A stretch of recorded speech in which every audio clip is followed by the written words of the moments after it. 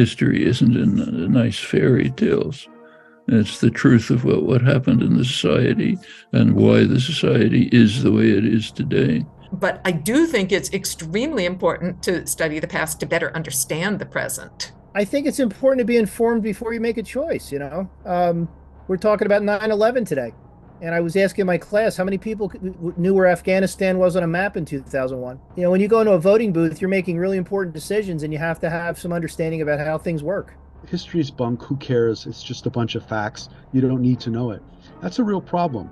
We do need to know this. Well, history is incredibly important, right? As George Santayana, I think, who said, those who forget history are doomed to repeat it, right? I think that we keep making the same mistakes over and over again. There's a lot of what I could be saying about our current political moments. We have to learn about the mistakes we made in the past. We have to learn what worked, what didn't. A lot of people say if you don't understand the past, if you don't learn the past, you're condemned to repeat it. And I don't necessarily agree with that, because I think that the winners in the past can often look back and say, okay, we did it once, now we can do it again. So I'm not sure it necessarily follows that if you study the past, you won't repeat it. There's this quote that if those who don't understand history are doomed to repeat it. And we see that. We see like cyclical confrontations with fascism, right? People who say, I can imagine people going through, 1930s Germany were thinking, oh, this could have never happened. And here we are doing the same thing because we just assumed that America is immune to fascism. So number one, it's interesting. Number two, it helps inform the future. Teachers are not allowed to teach American history. The argument is it's divisive. It makes some people feel uncomfortable. Yeah, that's what history is. It's very clear that these claims that your neighbor is a witch or your neighbor is a Satanist, they show up at very particular moments in history. And if we don't study history, we'll never know why people do this. We'll never crack the pattern, because it doesn't have to be this way. Humans have a tendency towards paranoia. We're not paranoid all the time. We have to figure out what's causing us to act this way, and we can only do that using historical research. If you don't, this is a cliche in some ways, if you don't know who you are, and I don't mean you individually, I mean you as a whole people, then you don't know what's going on.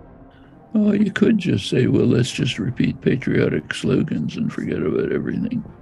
Okay, that's a possibility. Or we could try to understand ourselves, who we are, why we are this way, how we got this way, what we can do to change it, what we can do to make a better world. Those are two choices. You make your own. You're going to bring with you your kind of critical knowledge of the past, your ways of interpreting how the past matters for the present and the future, and all that starts in the history classroom. Because it shapes the fundamental stories that we tell ourselves that build the communities in which we live. And we can use those stories and we can use those communities to build something better in the world, or we can allow them to make the world less good. So that's why, for me, history matters. We want to know our position in the world, how the world looks at us, why they do. We should know about those things. Everyone's better off if we have a sense of where we came from, how we got here, why things went wrong and what went right, what we might go back and do differently if we could.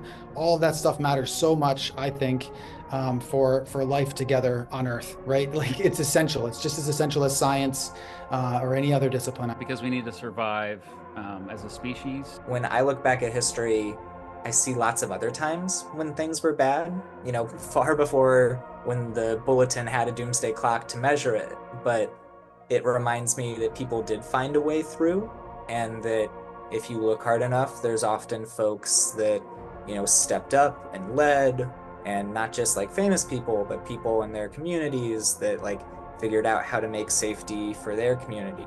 And I find that really reassuring. What they're trying to ban is what we ought to try to know. A couple hundred years of sheer slavery, followed by a period which was scholars sometimes call slavery by another name, the Jim Crow period, up until the 1960s. It's not that far back.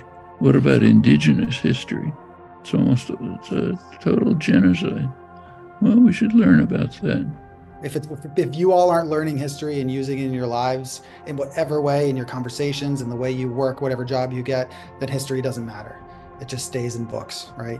When I talk to parents, they say, why should my child be a history major? I said, well, you're going to gather up a lot of facts and you're going to be able to talk about them and write about them. What you're going to have to do is synthesize what you know and then talk about it in front of people. And that's a really good skill. And it has, a lot of respects that you're never going to have to apply it to history, but you could apply it to anything.